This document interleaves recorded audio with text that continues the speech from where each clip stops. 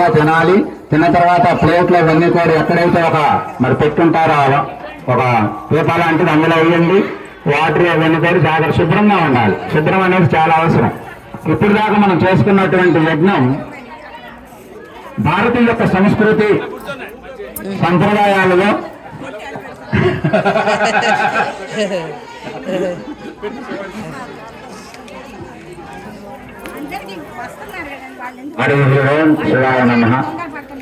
భారతీయ యొక్క సంస్కృతి సాంప్రదాయాలలో ఏది మనకి కర్మ జరిగినా కూడా అందులో ఒక గొప్ప అంతరార్థంతో కూడుకొని ఉంటుంది. ఈ యజ్ఞం అనేది ఇవాళ మొదలైంది ఏం కాదు. సృష్టి ఆది నుంచి 4 యుగాల్లో యజ్ఞ కార్యక్రమాలు అనేక రకాలుగా జరుగుతా ఉన్నాయి. ఇప్పుడు దాకా మనకు అనేక రకమైనటువంటి మంత్ర ఉచ్చారణతో చక్కగా మనకి వివరించడం జరిగింది. వాస్తవానికి గురువు గారికి సమయం లేదు. మినిమం 3 గంటలు ఉంటే మనకు సంస్కృత పదాలన్నీ తెలుగు తాత్పర్యాలలో వివరించి చక్కగా అందులో ఉన్నటువంటి మర్మాలన్నీ మనకు బోధించేవారు. కానీ అంత సమయాభావం లేకపోవటం వల్ల ఓన్లీ సంస్కృత పదాలను సంస్కృతంగానే మనకి ఏ మహాత్ములైతే అందించారో వాటిని మనందరికీ అందజేయడం జరిగింది. ఆ విధానంలోనే మనం కార్యక్రమాన్ని పూర్తి చేసుకున్నాం. కాబట్టి మరి అందులో విషయం తీసుకుంటే ఏమిటి అసలు యజ్ఞం అనేది తీసుకుంటే మానవుడు మనకు మొట్టమొదట ఎక్కడ మొదలు పెట్టారు? మన గురువులు మంత్రాలు మనము ఈ భూమండలంతో మొదలు పెట్టారు.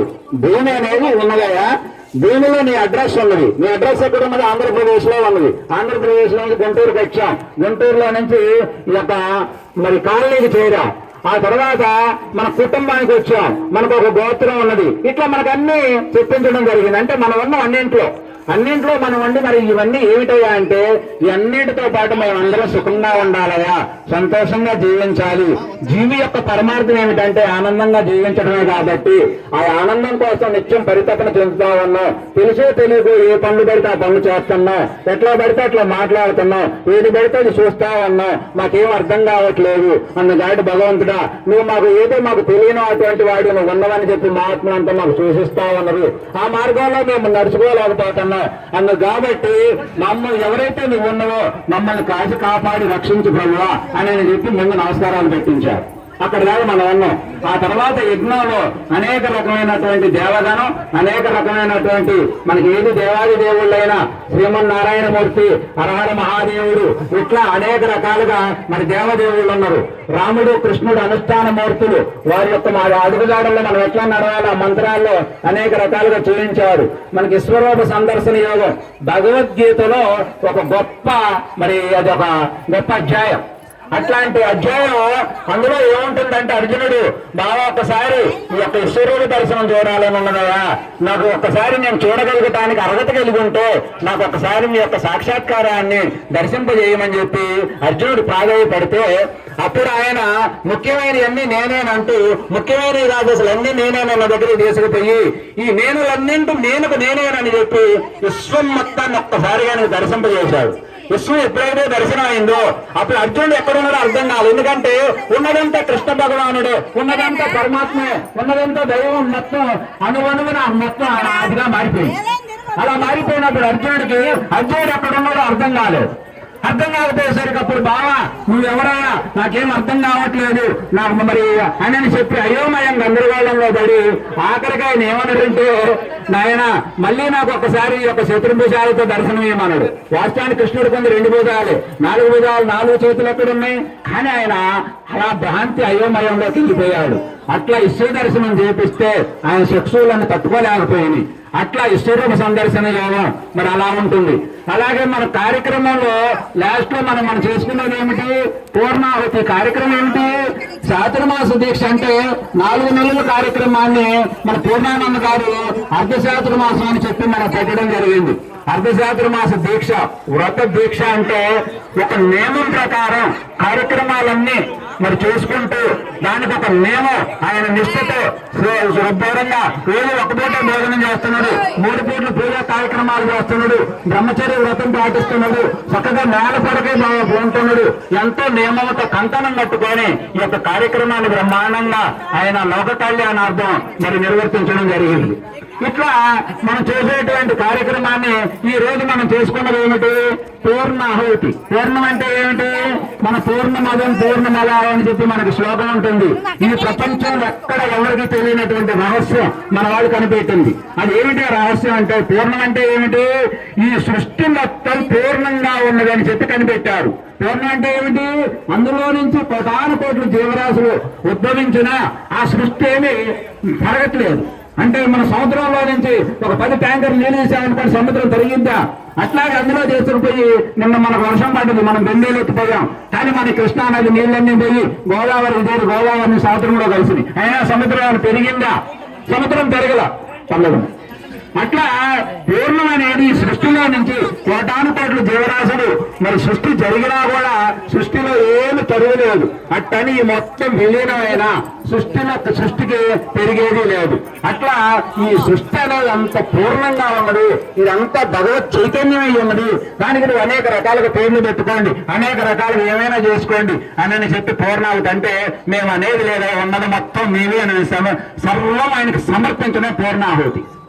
అట్లా సమర్పించడంలో మనం అనేక రకాల మరి ఇంత జ్ఞానం మనకి ఎక్కడ అబ్బిద్ది? మన భారతీయ తత్వంలో ఈ జ్ఞానం ఇంత పూర్ణమైనటువంటి భగవతత్వాన్ని ప్రతి మానవుడు అనుభవించాలంటే, అనుభూతి పొందాలంటే ఇది ఎట్లా చేరువు కావాలి అని చెప్పి మహాత్ములు ఎంతో మంది పరితపన చెంది దీని కార్యరూపంగా అయితే మనం ప్రజలకు అందించగలుగుతామని చెప్పి ఈ యజ్ఞం అనే దానిని మనం సృష్టించడం జరిగింది. యజ్ఞం ప్రతి మంత్రంలో, ప్రతి క్రియలో మనం వేసేటప్పుడు అవన్నీ కూడా వాటి అర్థాలన్నీ ఎంతో గొప్పగా ఉంటాయి. ఆ విధానంలో మనం మరి అలా అయితేనే ఇప్పుడు మనం చేసింది ఏమిటి? ఒక రకంగా చెబుతుంది అంతా కర్మయజ్ఞం. అంటే కర్మయజ్ఞం ద్వారా మనం దానికి అనేక రకమైనటువంటి ఖర్చులు అనేక రకంగా చేశాం. ఇందులో మనం వేసినటువంటి ద్రవ్యాలు, ఈ యజ్ఞంలో 2 లాభాలు మనకు స్పష్టంగా కనబడతా ఉంటాయి. ఒకటి, మనకి బాహ్యంగా సర్వ జీవులన్నీ దేహపరంగా మంచి వాయువు అనేది మనకు చాలా అవసరం, మంచి నీరు అవసరం. పంచభూతాలు ఎంత హాయిగా సుభిక్షంగా నడుస్తూ ఉంటాయో, ప్రకృతిలో ఎట్టి మార్పులు లేకుండా ఉంటా ఉంటుందో మన అందరం కూడా హాయిగా ఆనందంగా బ్రతకగలం. అట్లా ఏ మాత్రం తేడా వస్తే మనం ఇబ్బంది పడతాం.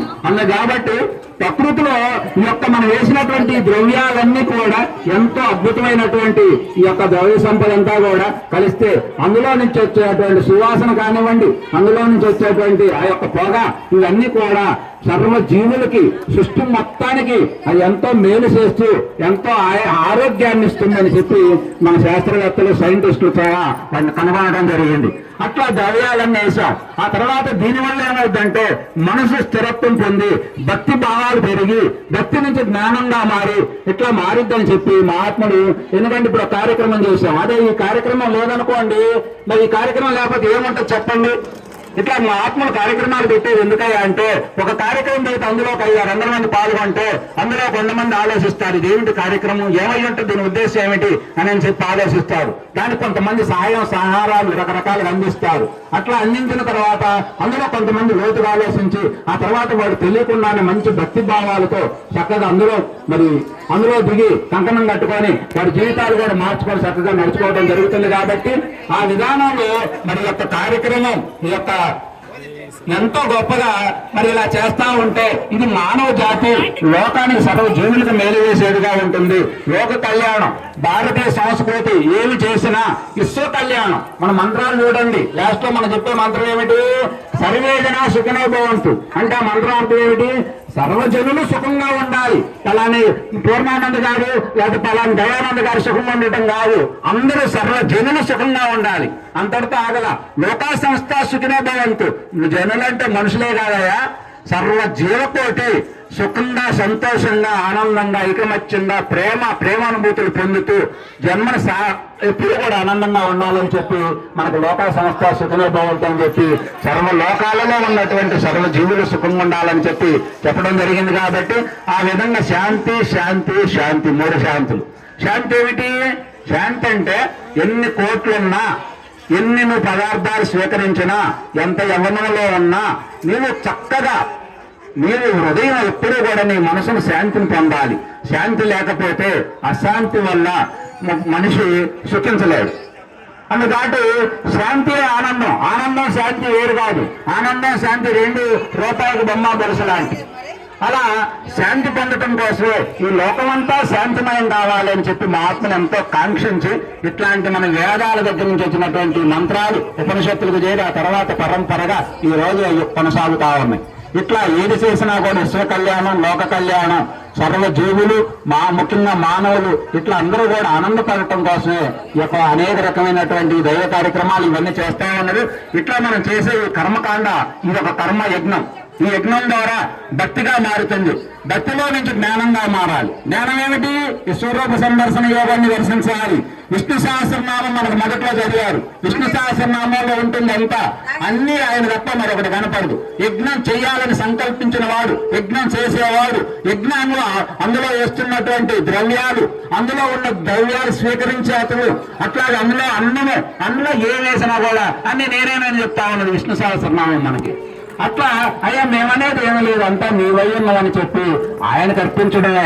మనం ఏమి చేసినా కూడా మనకు భగవద్గీత చెప్పిన విష్ణు సహస్రనామం చాలా ప్రామాణికమైనటువంటి గ్రంథాలు. ప్రతి మాట తూచా తప్పకుండా సృష్టి మొత్తాన్ని ఎట్లా నడిపిస్తున్నాయో అవన్నీ కూడా మనకు స్పష్టంగా అందిస్తా ఉన్నాయి. కాబట్టి అట్లాంటి మరి యొక్క యజ్ఞంలో అందరం ఇక్కడ చూడండి, ఏం మనకి ఎవరికి కులం లేదు, వయసు లేదు, హోదాలు లేవు, ఏ భేదాలు లేవు. ఎవరు ఆయన పెడుతున్నాడని కానీ మనం తింటున్నామని కానీ చేస్తున్నామని భేదభావం లేదు. ఎంత గొప్పగా ఉన్నదో ఇదే ఏకత్వంలో భిన్నత్వం ఏకత్వం. అదే భారతీయ తత్వం. మనకు భారతీయ తత్వం ఏం చెబుతుంది? అందుకే ఎక్కడున్నారు భగవంతుడు? ఎక్కడున్నారు భగవంతుడు అంటే మనకేదో ఒకదాంటే ఉంది. అమ్మా చెప్పులు, ఎందుకంటే ఇది చాలా పవిత్రమైనటువంటి యజ్ఞం జరిగిన ప్లేసు. ముఖ్యంగా అసలు అన్నం తినేటప్పుడు మనం పాదరక్షకులు వాడకూడదు. ఏదో మరి తప్పనిసరి అయిన చోట వాడాలి, వాళ్ళ వాడితే వాడతాం. కానీ ముఖ్యంగా ఇక్కడ ఈ ప్రదేశంలో, ఎందుకంటే ఇక్కడ ఎక్కడికి మీ చెప్పులు ఎక్కడికి పోవు, అటువైపున ఇటువైపున చెప్పులు ఇడవండి. ఇడిచిన తర్వాతే మీరు వచ్చి భోజనం ప్లేట్ తీసుకొని భోజనం చక్కగా మరి ప్రశాంతంగా చేయండి. ఎందుకంటే ఇది చాలా పవిత్రమైనటువంటి ప్లేసు. 2 నెలలు ఆయన అహర్నిశలు ఎంతో కష్టపడి మరి దీనికోసం ఎంతో శ్రమ ఖర్చు కూర్చి ఎంతో మంది మహాత్ములు మరి హైదరాబాద్ నుంచి మరి 2 రోజుల ముందే వచ్చారు కూర్చొని యొక్క కార్యక్రమాన్ని నిర్వర్తించడం కోసం. ఇది లోక కళ్యాణం మనందరి శ్రేయస్సు కోసం జరిగేటువంటిది. కాబట్టి అందులో మనందరం కూడా ఎట్టి దోషాలు లేకుండా మనందరం సంతోషంగా ఉండాలంటే మనం ఎట్టి దోషాలు లేకుండా జీవించాలి. ఇప్పటిదాకా మనం చెప్పుకునేటువంటి మంత్రాలు కానీ, ఇప్పుడు చెబుతున్నటువంటి ప్రవచనం కానీ ఇవన్నీ ఎవరికో కాదు, మనకే, మనందరం బాగుండటం కోసం చేసుకునేది. లోకమంతా బాగుండటం కోసం చేసేటువంటి క్రియ. కాబట్టి ఎవరు చెప్పులు మన విధానంలో ఏంటంటే చెప్పులు వాడకూడదు. ఎక్కడ వాడాలి అక్కడ వాడాలి. కానీ ఇక్కడ చెప్పులు వేసుకొని మీరు యజ్ఞం దగ్గరకు కానీ భోజనాల దగ్గరకు కానీ రావద్దు. చెప్పులు ఏమనంటే పక్కనడవండి. ఇట్లా మనకి మరి అనేక రకాలుగా మనకి మన యొక్క భారతీయ సంస్కృతి అంతా కూడా ఇట్లా అనేక రకాలుగా చెట్టు అందులోనే ఉన్న దైవాన్ని చూడగలిగేటువంటి సంస్కృతి సాంప్రదాయం మనకున్నది. అట్లాగే మనకు భగవద్గీత ఏం చెబుతున్నది? వైవిధ్యాన్ని అంగీకరించాలి, వైరుధ్యాన్ని తొలగించాలి, ఏకత్వాన్ని సాధించాలి. ఇది భగవద్గీత సందేశం. అలా మనకి వైవిధ్యం అంటే ఏమిటి? ఇప్పుడు మనం చూడండి, ఇక్కడ ఉన్నాం 400-500 మంది ఉన్నాం, అయినా ఒక ముఖానికి కలవదు. ఎంత విచిత్రమో చూడండి. భగవంతుని సృష్టి ఎంత గొప్పగా ఉంటుందో. ఒక మనిషికి ఒక పోలికకి సంబంధమే లేదు. ఎవరు మాట్లాడిన ఎవరు గొంతు స్వరం వాళ్ళకే ఉన్నది. ఎవరు బొటని వేలు ముద్రలు వేస్తే కలవు, కంటి చూపు కలవు. ఎంత వైవిధ్యం ఉన్నదో చూడండి. ఇంతకంటే అద్భుతంగా భగవంతుడు ఉన్నాడంటానికి ఇంక సాక్ష్యం మరొకటి చెప్పాలా? ఇంత వైవిధ్యం. మనం మనుషులే ఇక్కడున్న 400 మంది ఎంతుంటే ప్రపంచవ్యాప్తంగా 800 కోట్లు 900 కోట్లు మానవులు ఒకరికొకరు కలవకపోతే ఇక 84 లక్షల జీవరాశులు ఉన్నాయంటే ఆ జీవులు ఒకదానికొకటి కలవు. ఎంత వైవిధ్యం చూడండి. కానీ ఇంత వైవిధ్యం ఉన్నా వైవిధ్యాన్ని నువ్వు అంగీకరించాలి. అలాగే వైరుధ్యం ఉంటుంది. వైరుధ్యం అంటే ఏమిటి? మనందరం ఉన్నాం ఇక్కడ ఒక మనస్తత్వానికి ఒక మనస్తత్వానికి కలదు. వాస్తవానికి మనసు అంటే ఒకటే. మనసు అంటే ఏమిటి? మంచి చెడులు రెండు కలబోసిన యొక్క మనసే మనసు. మంచి చెడు రెండు కలబోసిన భావాలనే మనసుగా మనం పేర్కొంటాం. అట్లాంటి మనసు ఉన్నది. ఆ మనసు ఒకరికొకరి సంబంధం లేకపోయినా ఆ మనసుని నువ్వు అర్థం చేసుకోవటంలో దాన్ని మనం తొలగించి అందరిలో ఉన్నాయి ఆ భావాలే, అందరిలో ఉన్నది ఆ భగవంతుడే అని మనం అర్థం చేసుకోగలం. అలా వైవిధ్యాన్ని మరి తొలగించాలి. ఏకత్వాన్ని సాధించాలి. ఏకత్వం ఏమిటి? ఏమున్నా మనందరికి ఆధారమైనది ఒకటి ఉన్నది, దానికి అనేక రకమైన పేర్లు పెట్టచ్చు. దానికి అందుకే భగవంతుడు అనే మనం పేరు పెట్టుకున్నాం. భగవంతుడు, పరమాత్మ, పరం బ్రహ్మం, పరాశక్తి, ఇట్లా దేవదేవుడు అనేక రకమైన పేర్లు పెట్టాం. మన ముస్లిం సోదరులు వాళ్ళు మూలంగా చెప్పేది ఏమిటి? అల్లా అంటారు. అల్లా అంటే ఏమిటి? నిర్గుణాకారాన్ని వాళ్ళు అల్లా అనేది. క్రైస్తవులు యెహోవా అంటారు. యెహోవా అనేది కూడా మనం అన్న పేరే వాళ్ళు అనేది. వాళ్ళు ఆ పేరుతో వాళ్ళు ఆరాధన చేస్తున్నారు, మనం ఈ పేరుతో ఆరాధన చేస్తున్నాం. అందులో పెద్ద తేడా ఏం లేదు. ఏది చెప్పినా మూల పదార్థం ఏదైతే సృష్టి మొత్తానికి ఆధారమైన దైవం ఉన్నదో ఆ దైవానికి అనేక రకమైన పేర్లు పెట్టుకున్నాం. అట్లాగే మనకి రాముడు, కృష్ణుడు, రామ ప్రవక్తులందరూ కూడా మానవులుగా జన్మించి మానవోత్తములుగా జీవించి మనందరికీ దైవాన్ని ఎట్లా చేరాలో మార్గదర్శకత్వం చేసినటువంటి వాళ్ళు వీళ్ళందరూ కూడా. అందుకు కాబట్టి